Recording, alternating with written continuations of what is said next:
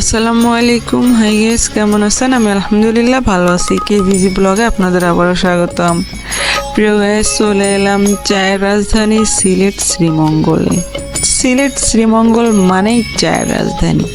তো গাইস, সিলেট শ্রীমঙ্গল চায়ের বাগান দেখতে কতটা সুন্দর এবং এটা শহর থেকে কত কিলোমিটার ভেতরে এবং এখানে কয়টি চা বাগান আছে সবই জানতে পারবেন আমার এই ভিডিওর মাধ্যমে। তো গাইস, শ্রীমঙ্গল চায়ের বাগান সম্পর্কে জানতে এবং দেখতে অবশ্যই আমার এই ভিডিওটাকে ফলো করুন। তো গাইস, যারা সিলেটে ভ্রমণে আসবেন শ্রীমঙ্গল তো ঘুরবেনই, তবে ঘোরার আগে অবশ্যই এই ভিডিওটি দেখবেন। চলুন তাহলে শুরু করা যাক শ্রীমঙ্গল নিয়ে কিছু বিস্তারিত কথা। আমরা আজ এসেছি শ্রীদাস এবং মঙ্গল দাসের শহরে শ্রীমঙ্গলে। অপরূপ লীলাভূমির এই শহর শ্রীমঙ্গল চায়ের শহর। সাজানো গোছানো একটি ছোট্ট শহর। এই শহর শ্রীমঙ্গল চায়ের শহর। এখানে 1935 সালে গড়ে ওঠে এই পৌরসভা শহর। 184 কিলোমিটার এলাকা জুড়ে সজ্জিত রয়েছে এই শ্রীমঙ্গল চায়ের শহর। শহর থেকে একটু সামনে এগুলেই চোখ ধাঁধানো দুই পাশে সারি সারি চায়ের বাগান। দেশের প্রতিষ্ঠিত প্রতিষ্ঠান জেমস ফিনলে চা কোম্পানির চায়ের বাগান। উঁচু নিচু পাহাড়, পাহাড়ের টিলা, তারই মাঝে সবুজ গালিচায় মোড়ানো চায়ের সারি, পিচ ঢালা আঁকাবাঁকা রাস্তা। যতই এগোবেন ততই মুগ্ধতা ভরে দেখবেন বন বনানী আর নীল আকাশের সাথে সবুজের মায়াময় মিতালি। তাই অনায়াসে শ্রীদাস আর মঙ্গল দাসের শহরকে বলা হয় শ্রী এবং মঙ্গলের প্রতীক, অর্থাৎ সুন্দর এবং প্রকৃতির রানী। দেশের সবচেয়ে বেশি ও উন্নত মানের 40টি বাগান রয়েছে এই শ্রীমঙ্গল। এজন্যই এই শহরকে চায়ের রাজধানী বলা হয়। তো গায়েস, আমরা দেখতে দেখতেই পৌঁছে গেছি শ্রীমঙ্গল চায়ের রাজধানী এবং সিলেট চায়ের রাজধানী শ্রীমঙ্গলে। তো গায়েস, আমরা এখন যেই টিলার সামনে দাঁড়িয়ে আছি এই টিলার নাম হচ্ছে লাল টিলা। তো আমরা লাল টিলায় যাওয়ার জন্য সুন্দর একটি আঁকাবাঁকা রাস্তায় দাঁড়িয়ে আছি। তো যারা এই শ্রীমঙ্গলে আসতে চান বা এই সিলেটে আসতে চান, সিলেটে আসলে অবশ্যই আপনারা দেখে যাবেন এই চায়ের রাজধানী শ্রীমঙ্গল। অপরূপ সৌন্দর্যের লীলাভূমিতে জড়ানো এই চায়ের রাজধানী শ্রীমঙ্গল। তো গাইস, আমরা এতক্ষণ জানলাম শ্রীমঙ্গল সম্পর্কে কিছু বিশেষ বিস্তারিত কথা। আমরা এবারে জেনে নেব সিলেটের এই চা সম্পর্কে কিছু বিশেষ বিস্তারিত কথা। তো গাইস, আপনারা যারা ভ্রমণে আসবেন তারা অবশ্যই শ্রীমঙ্গলে আসবেন। এই সিলেট শ্রীমঙ্গল শহরটি অনেক সুন্দর। তো গাইস, চলুন তাহলে আমরা মূল ভিডিওতে যাই।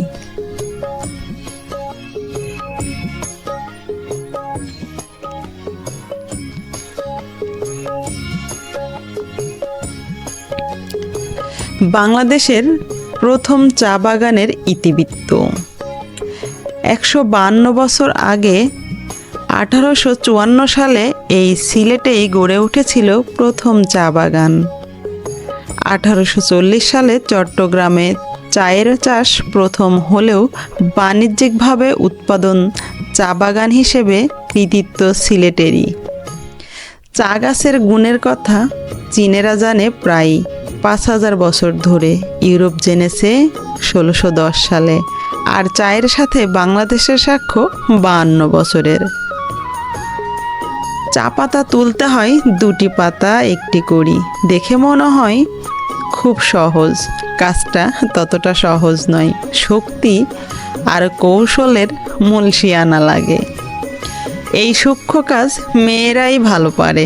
ঋতুভেদে প্রতিদিনে 100 থেকে 70 কেজি পাতা তুলতে পারে ওরা। চা বাগানের সীমানাতেই বসতবাড়ি বানিয়ে বসবাস করে চা শ্রমিকরা। 18 শতকের মাঝামাঝিতেই ওড়িশা, বিহার, মাদ্রাজ ও মধ্যপ্রদেশ থেকে বাংলাদেশে আসা প্রায় 1.5 লাখ ভূমিহীন মানুষ উত্তর প্রজন্ম সিলেটের চা শ্রমিকরা। খ্রিস্টের জন্মের প্রায় 3000 বছর আগের কথা। এক ধ্যানমগ্ন চীনা সন্ন্যাসী চোখের পাতা বারবার বন্ধ হয়ে আসছে ঘুমে। এক সময় বিরক্ত হয়ে তিনি তার চোখের পাতা দুটোকেই কেটে ফেলে দিলেন মাটিতে, আর অমনি মাটিতে পড়া চোখের পাতা থেকে জন্ম নিল চা গাছ। এমন কথা নিয়ে মজার মজার কিংবদন্তি আছে দেশে দেশে। তো গায়েস, এইরকমই কিংবদন্তি আর মজার মজার কথা নিয়ে অনেক কথা রয়েছে দেশে দেশে।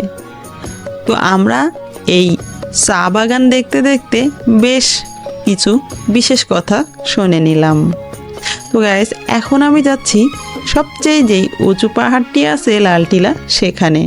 তো দেখতেই পাচ্ছেন সবুজের সমারোহে মনে হচ্ছে একটার সাথে আরেকটার খুব ভালো ভাব, একজনের সাথে আরেকজনের খুব মিল, একে অন্যের খুব কাছে আছে। দূর থেকে দেখলে মনে হয় এদের মতো মিল মনে হয় আর কারও নেই। তো গায়েস, আমরা দেখতে পাচ্ছি সবুজে সবুজে সমারোহ। তবে এখন চা পাতার মৌসুম না, তাই খুব ভালো চা পাতা এই সময় পাবেন না দেখতে। আর চা বাগানের শ্রমিকরাও তেমন নেই, আশেপাশে হয়তো 2-1টা আছে। তো গাইস, আমরা অবশ্যই খুঁজে বের করব এই শ্রমিকরা কারা। আর লালটিলা পাহাড়ে কিন্তু মাটিগুলা লাল। তো আমরা একটু বড় টিলার উপরে যাচ্ছি। আমার খুবই ইচ্ছা বড় টিলাটা দেখার। তো খুব ভালো চা পাতা নেই, এজন্য আমরা অনেক ঘুরছি। বর্ষার সময় আসলে আপনারা খুব ভালোভাবে চা পাতা দেখতে পাবেন। তবে বর্ষার সময় আসলে এইভাবে টিলায় টিলায় ঘুরতে পারবেন না। তো গাইস, এতক্ষণ ধরে যারা আমার ভিডিওতে দেখতেছেন তাদেরকে অসংখ্য ধন্যবাদ। এখনও যারা আমার চ্যানেলটিকে সাবস্ক্রাইব করেননি, আমি তাদেরকে বলছি অবশ্যই আমার চ্যানেলটিকে সাবস্ক্রাইব করে নেবেন, পাশে থাকা বেল আইকনটি বাজিয়ে। তো গাইস, আপনাদের কাছে কেমন লাগছে আমার এই ভিডিও অবশ্যই কমেন্ট করবেন। আর অবশ্যই সিলেট ভ্রমণে আসবেন। আমি আপনাদের সাথে শেয়ার করছি অনেকগুলো সিলেটের ভিডিও। সামনে ইনশাল্লাহ আরও কিছু দিতে যাচ্ছি ভালো।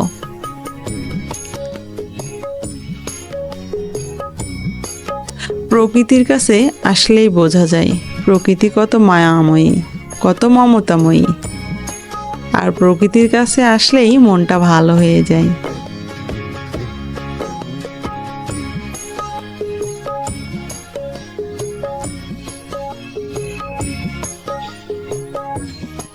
তো গাইস, দেখতে দেখতে আমরা লাল টিলার উপরে খুব উঁচু একটা জায়গায় মন্দিরের কাছে পৌঁছে গেলাম। এখানে একটি মন্দির রয়েছে, আর আমি যেই গাছের নিচে দাঁড়িয়ে আছি সেই গাছের সাথে অনেকগুলো সুতো বাঁধা। যাই হোক, এগুলোর বিশেষ বিস্তারিত আমি কিছুই জানি না, আর কেনই বা বাঁধা জানতেও চাই না। যার যার ধর্ম তার তার কাছে মহান। তো গাইস, দেখতে দেখতে আমরা পেয়ে গেছি সেই শ্রমিকরা যাদের এতক্ষণ ধরে আমি খুঁজতেছিলাম।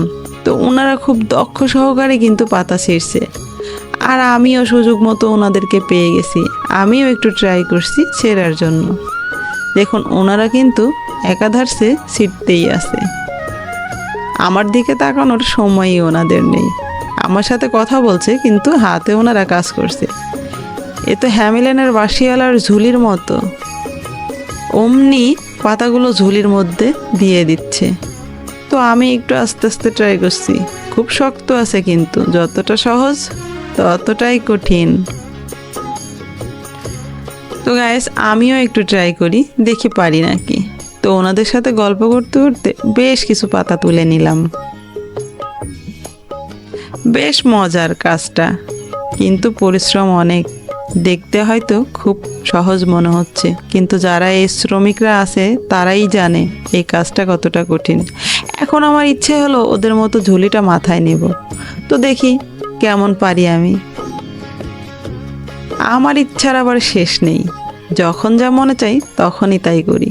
তো এর মধ্যে দেখেন ঝুলের মধ্যে কিন্তু অনেক পাতা আছে, দেখি আমি ঝুলি মাথায় নিয়ে কেমনভাবে পাতা তুলি।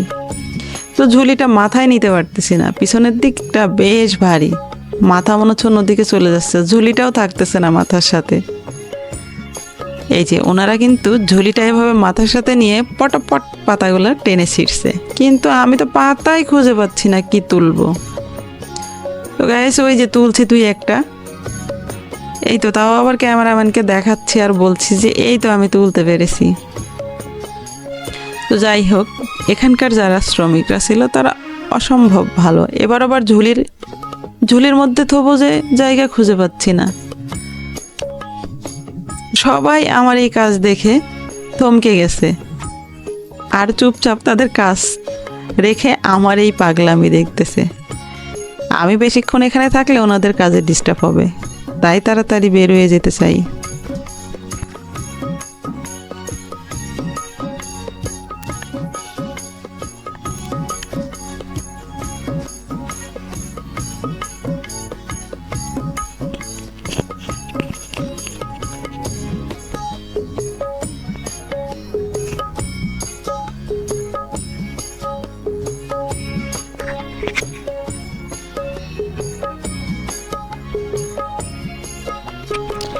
তো গাইস আমরা এখন যাচ্ছি সামনের দিকে।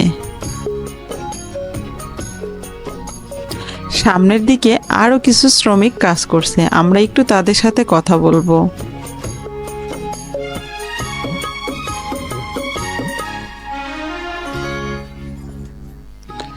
এদিকে চা গাছের মধ্যে দিয়ে যাওয়াটা খুব কঠিন, আমার তো অনেক কষ্ট লাগছে এই পাহাড়ে উঠতে।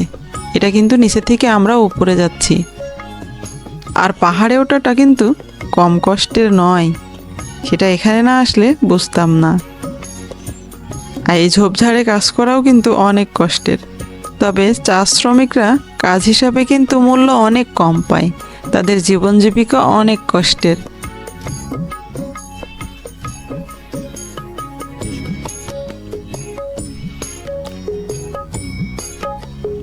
তো গাইস আমরা এখানে আরও কিছু শ্রমিক আছে, তাদের সাথে কথা বলে নিব, তাদের জীবন জীবিকা সম্বন্ধে জিজ্ঞেস করব।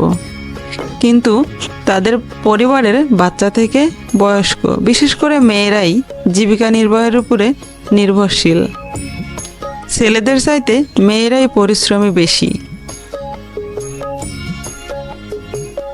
ওনাকে আমি বলছি আপনি দিন কত কেজি পাতা তুলতে পারেন, বলছে এই তো 50 থেকে 60 কেজি।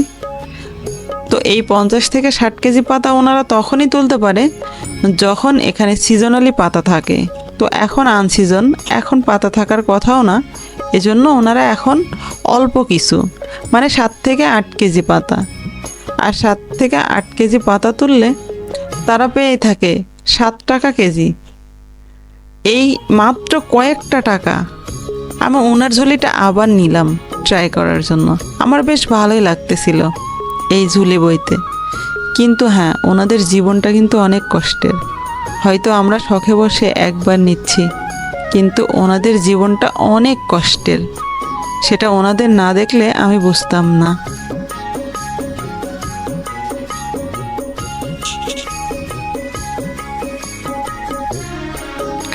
তো গাইস আমি ঠিকঠাক দাঁড়াতেও পারতেছি না, ঝুলির মধ্যে পাতা রাখবো সেই জায়গাটাও খুঁজে পাচ্ছি না, মানে মাথার সাথে নিয়ে আমার মাথা পেছন দিকে মনে হচ্ছে হেলে যাচ্ছে।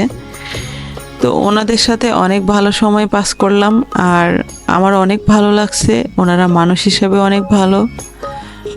আর আমরা চাইবো যে ওনাদের দিনগুলা ভালো যাক, বা ওনাদের বাচ্চা কাচ্চা লেখাপড়া করুক, ওনারা বুঝতে শিখুক। দুনিয়া এখন পাল্টে গেছে, আর আমাদের বাংলাদেশের মানুষকে অবশ্যই পাল্টাতে হবে, আমাদের ভালো সময় নিয়ে আসতে হবে, থাকতে হবে, আমাদেরকে সবাই কাঁধে কাঁধ মিলিয়ে হাতে হাত ধরে একসাথে লড়তে হবে। এটাই যেন আমাদের এক মন এক প্রাণ একভাবে বেঁচে থাকার নিয়ত হয়। এখানে ছোট্ট একটা বাচ্চা পাতা তুলতেছে, তার বয়স খুব বেশি হলে 12-13 বছর হবে, কিন্তু সেই স্কুলে না গিয়ে পাতা তুলতেছে বাবা মায়ের সাথে। এখানে ছেলে মানুষ কিন্তু খুবই কম, ছেলে মানুষ আমি দেখলাম না, শ্রমিক শুধু মেয়েরাই কাজ করে। আর এখান যেই জনগোষ্ঠীগুলো আছে তারা ছেলেরা একটু কাজ না করে এরকম টাইপেরই, আর মেয়েরাই বেশি শ্রমিক। তো মেয়েরা কাজ করে নিয়ে যায়, ছেলেরা বাসায় বসে এগুলাকে শুধু খাই। তো এই পরিশ্রমী মেয়েদের জন্য আমি বলবো যে ওনারা যেন বুঝতে পারে যে লেখাপড়ার প্রয়োজন আছে বাচ্চা কাচ্চার। আমি তাদের উদ্দেশ্যেই বলছি, যারা এই চা শ্রমিকরা তাদের বাচ্চা কাচ্চাকে স্কুলে পড়াক, ভর্তি করে দিক, তারা যেন ভালো মানুষ হয়। আমার বোরখায় অনেক কাঁটা লেগে গেছে, আপুটা আমার বোরখাটা একটু কাঁটাগুলো তুলে দিচ্ছে। ওনারা আসলে অনেক ভালো মন মানসিকতার মানুষ। ওনাদের সাথে কথা বলে আমার অনেক ভালো লাগলো। আর আজকের ভ্রমণটা আমাদের অনেক ভালো লাগছে, আর সবার সাথে মিশে, বিশেষ করে চা বাগান ঘুরে আমাদের অনেক ভালো লাগছে। আর এখানে এসে আরও ভালো লাগলো। তো গাইস, আপনাদের কাছে কেমন লাগলো অবশ্যই কিন্তু কমেন্ট করবেন। তো সব শেষে আমরা সব ঘুরে ফিরে এসে সবচেয়ে বড় পাহাড় যেটা, সেখানে এসে দাঁড়িয়েছি। তো আপনারা দেখলেন এতক্ষণ আমার ভিডিও, আপনাদের কাছে কেমন লাগলো এই পুরো চা বাগানের ভিডিওটি, তো অবশ্যই কমেন্ট করবেন। আর আমার প্রত্যেকটা ভিডিওর আপডেট পেতে অবশ্যই আমার চ্যানেলটিকে সাবস্ক্রাইব করে নেবেন, আপনাদের পাশে থাকা বেল আইকনটি বাজিয়ে। আর যারা এতক্ষণ ধৈর্য সহকারে আমার ভিডিওটি দেখলেন তাদেরকে অসংখ্য ধন্যবাদ। আর যারা এতক্ষণ ভিডিও দেখার পরেও আমার চ্যানেলটি সাবস্ক্রাইব করেনি তাদের উদ্দেশ্যে বলতেছি, অবশ্যই আমার চ্যানেলটিকে সাবস্ক্রাইব করে নেবেন আমার প্রত্যেকটা ভিডিওর আপডেট পেতে। আর সবাই ভালো থাকবেন, সুস্থ থাকবেন, দোয়া করবেন আমার জন্য। সবাইকে আল্লাহ হাফেজ।